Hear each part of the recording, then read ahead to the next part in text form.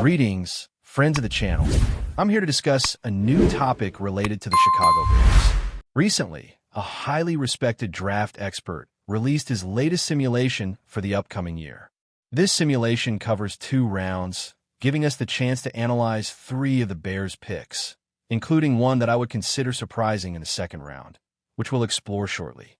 Don't forget to subscribe to our channel. I have great respect for this analyst, who has played a significant role in how fans engage with the NFL draft and related content.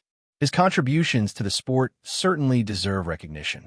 After completing 4 simulations in just over 2 weeks, he finalized his predictions.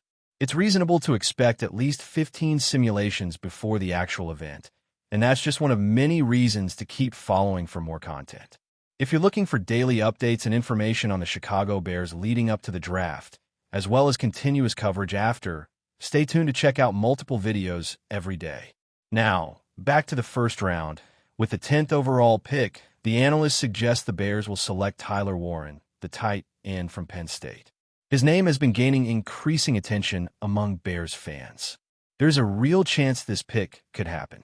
The offensive coordinator has praised him during recent meetings with the team owners. The way the first 10 players were selected in this simulation included standouts like Cam Ward, Travis Hunter, and Abdul Carter in the top 3 spots. Tennessee, Cleveland, and New York followed, with Will Campbell being selected by the Patriots at the 4th spot, while Mason Graham was chosen at the 5th. Ashton Jenney went to the Raiders at number 6.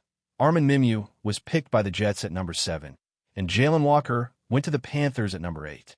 The selection of Shader Sanders by the Saints became a popular option recently, which allowed Tyler Warren to be the Bears' pick. I support this evaluation. In this context, Tyler Warren stands out as the best player available. And while this may not address an immediate need, it certainly adds another powerful weapon to the team. Cole Kmet has been the only reliable tight end in this group for several seasons. I completely agree with this analysis, considering Tyler Warren as the ideal pick. He represents the best available player, and although it doesn't satisfy an immediate need, it brings another significant option. Cole Kmet has been the only truly consistent tight end in this group in recent years, and the performance of backup tight ends has not been impressive in recent seasons. We know the coordinator in Detroit used a lot of 12 personnel formations, making this choice quite logical. He mentioned that bringing in Warren would give quarterback Caleb Williams, in his 2nd year, another reliable target. The Bears' new coach could line up Warren in various positions, allowing him to catch passes and gain first downs after receptions. The combination of Warren and Cole Kmet has great potential to impact the game.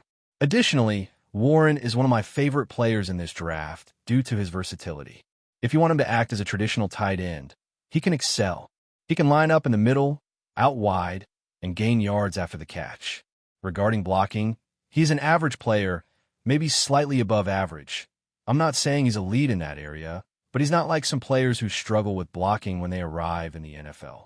He presents himself as a functional blocker who can still develop. He is a physical athlete, both in blocking and as a receiving tight end. You can position him as a fullback or use him in wildcat formations. If you're part of an innovative team and believe the tush-push play could be banned, a short yardage package with Tyler Warren could evolve into your version of that strategy.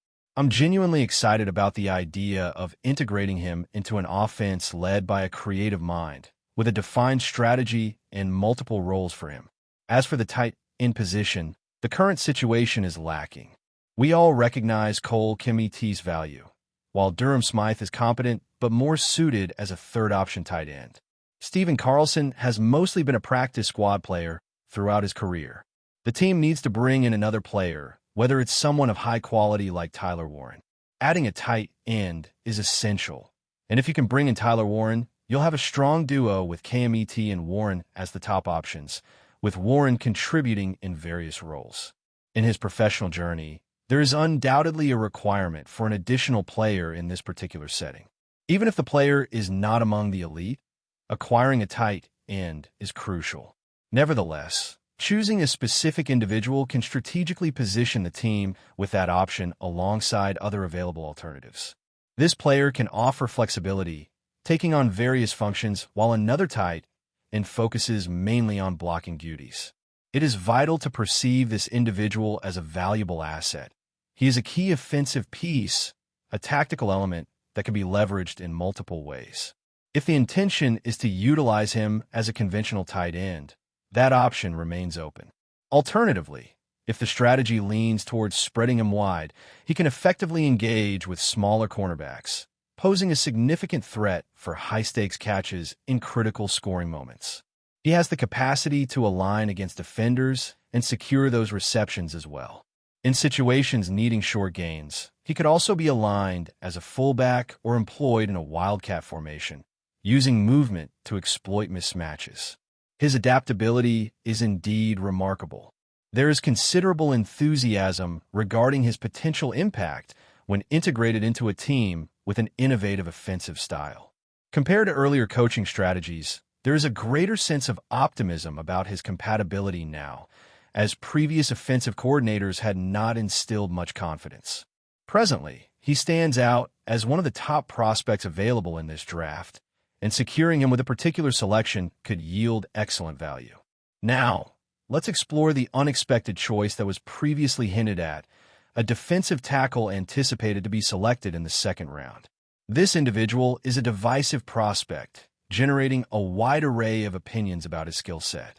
Conversations about his character are also taking place, and all of that will be examined further since he embodies elite talent still within reach based on the latest evaluations. In the past, it was more than just a hobby, and having the right headset truly transformed the experience. A certain manufacturer is reintroducing that feeling with a newly designed headset. It's akin to reliving the golden days of gaming, yet this time the sound quality is superior. The immersive surround sound enhances the experience, and the battery life astonishingly endures for a lengthy period. Gone are the days of crackling mics and miscommunications. It's all about seamless, uninterrupted gaming, just as it was remembered, but now even better. Furthermore, while connected to a gaming console, this headset can also link to a smartphone, allowing for music streaming or handling calls simultaneously. Additionally, some further analyses reinforce that he is one of the highest potential players in this process. It was also noted that there are similarities with another prospect who faced his own off-field challenges, which team fans remember as they chose not to go with him. An executive commented, "The team will have a lot of work to do, and a solid plan for his integration is necessary."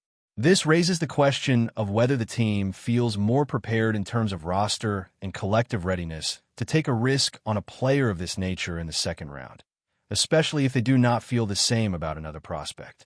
With veterans in the locker room who can provide support and adequate depth on the roster, I believe they could develop Walter Nolan without the immediate pressure of him performing perfectly from the start.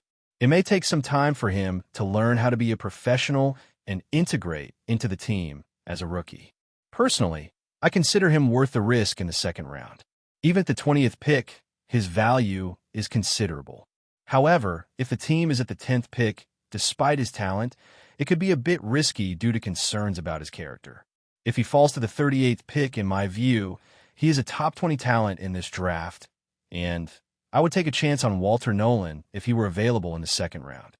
Now, when considering which selection would be more advantageous, would you prefer another player at the 10th pick or Walter Nolan at the 38th? Personally, I would choose the other player, but it's hard to deny that Nolan's value at 38 is quite impressive. Let's address one last player, the final selection for the team in this two-round mock draft. For those who have been following closely, I'd like to say that I maintain a positive perspective on this athlete. Looking at his statistics from last season, he averaged 7 yards per attempt while sharing carries with a teammate. He is a very dynamic receiver. In fact, a pass he caught and turned into a touchdown in a crucial game essentially sealed his team's victory in their pursuit of a national championship. He has the ability to change the course of a game with a single play and is extremely explosive. He averaged 5 yards per carry and shared plays with Quinchant Judkins. His dynamism as a receiver is notable. That play he made against Texas in the semifinals practically sealed Ohio State's victory in that game toward the national championship. He has the potential to change the course of a game with a single action. He is extremely explosive, and I want to emphasize that. I don't want it to seem like I don't value Trayvon Henderson, but the combination of him with DeAndre Swift doesn't appeal to me. Their skills overlap quite a bit. Now, if you tell me they trade Swift later in the draft and select an athlete on the third day to pair with Trayvon, that would be acceptable. Because I don't see Roschon Johnson as part of a duo. To me, he is the third running back. Reiterating, I like Trayvon, and I believe, overall, he is a superior prospect compared to DeAndre Swift when he left college, and he could even stand out more quickly. One aspect that stands out in his performances is that he is a far more efficient pass protector than Swift. In third and long situations, if he's needed to protect, he can do so, unlike Swift, who is not as capable in that area. In terms of receiving, they are similar. As explosive runners, they are also alike, but both have inconsistencies in their vision between the tackles, which in some situations can be poor, leading to difficulties when trying to execute aggressive plays frequently. Sometimes, instead of accepting a 3- or 4-yard run, it results in a 2-yard loss. This can be observed with Henderson at certain moments, and it definitely applies to Swift. That's why I prefer a combination of players whose styles complement each other. In an ideal scenario, Roschon and Swift could be like that, as Roschon is stronger. However, last year, when he had the opportunity to show he could be that number 2 in a duo, he simply couldn't. That's why I've avoided Henderson in my simulations, as I don't think he and Swift would make a good pairing. If Swift is part of this team, I'm not in favor of pairing him with Trayvon Henderson. Analyzing the running back selected in this draft simulation, it's clear Jenny was picked 6th, indicating he was unavailable. Hampton was chosen 12th. There was a chance to pick him at 10th, but I truly prefer Warren over Hampton in this situation. I believe he is a superior prospect. Judkins and Johnson were chosen after Trayvon Henderson. One could argue that Henderson is a more promising prospect compared to Judkins and Johnson, depending on the criteria used. For me, they are all in a similar category, although I rate Judkins slightly higher than Henderson. When it comes to Ohio State players, there's room for discussion between Caleb Johnson and Henderson as general prospects. However, if the goal is to create a dynamic duo with contrasting styles, I would select Judkins or Johnson. I would select Judkins as my priority between the three, regardless of the situation. The discussion about Henderson and Johnson as general prospects makes sense in my view, but if I'm forming a duo with Swift, I go with Judkins. Both Judkins and Johnson are still available. I don't agree with the selection of Trayvon Henderson in this draft simulation. How would you rank these players? Could you share your names in the chat? For example, Henderson 1, Judkins 2, Johnson 3, according to your preference. My ranking would be as follows, especially considering the team's perspective. Judkins 1, Johnson 2, Henderson 3. Even if I disregard my Bears focus, I would still put Judkins first and then evaluate my options between Johnson and Henderson, with a slight preference for Johnson. However, if I'm looking for someone capable of making decisive plays, Trayvon Henderson unquestionably stands out among the three. So, rank them from 1 to 3 and share your thoughts. This is my analysis of the draft simulation. The professional responsible has completed his work and is likely on a break until the night of the draft. While he may remain involved in various activities, no more draft simulations will be presented by him.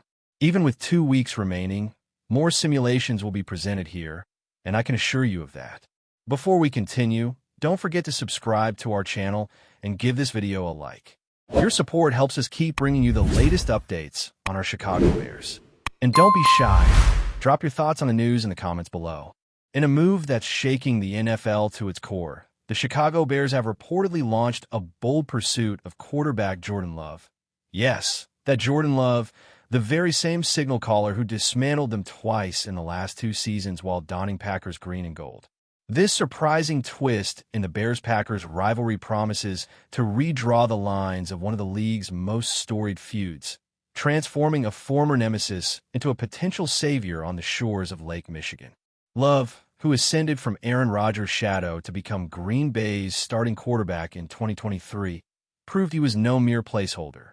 In just his first full season under center, He racked up 4,159 passing yards and 32 touchdowns, guiding the Packers to a playoff victory with a jaw-dropping performance against the Dallas Cowboys. His meteoric rise earned him a $220 million extension in 2024, cementing him as the future of the franchise. So what could possibly drive Love and the Packers to this point? Sources close to the situation suggest that internal tensions and Love's struggles in the 2024 season, including a late-season injury and a 3-interception meltdown against the Eagles, may have opened the door. The Packers, reportedly frustrated with his mid-season turnover woes and seeking cap flexibility, are rumored to be listening to offers. Enter the Bears, desperate for a franchise quarterback after years of instability under center, and willing to shake the very foundations of their identity to get one. If the deal goes through, it will mark one of the most seismic shifts in NFC North history. The Bears, long haunted by Packers quarterbacks from Favre to Rodgers, will be turning to a former enemy to lead them into a new era. The locker room buzzes with mixed emotions, but fans, starved for postseason glory, are already dreaming of a future where Soldier Field echoes with cheers for Jordan Love instead of jeers against him. Of course, a move this monumental won't come cheap. The Bears are believed to be preparing a package heavy on draft capital and offensive weapons. But if Jordan Love can harness the brilliance he displayed in Dallas, and if the Bears can protect him and build around him, this gamble might just be the move that rewrites Chicago's football destiny and flips the NFC North on its head. That's it for this update. If you enjoyed the video and want to stay updated with exclusive news about our Chicago Bears, be sure to subscribe to our channel and hit that like button. We can't wait to hear your thoughts in the comments. See you in the next video.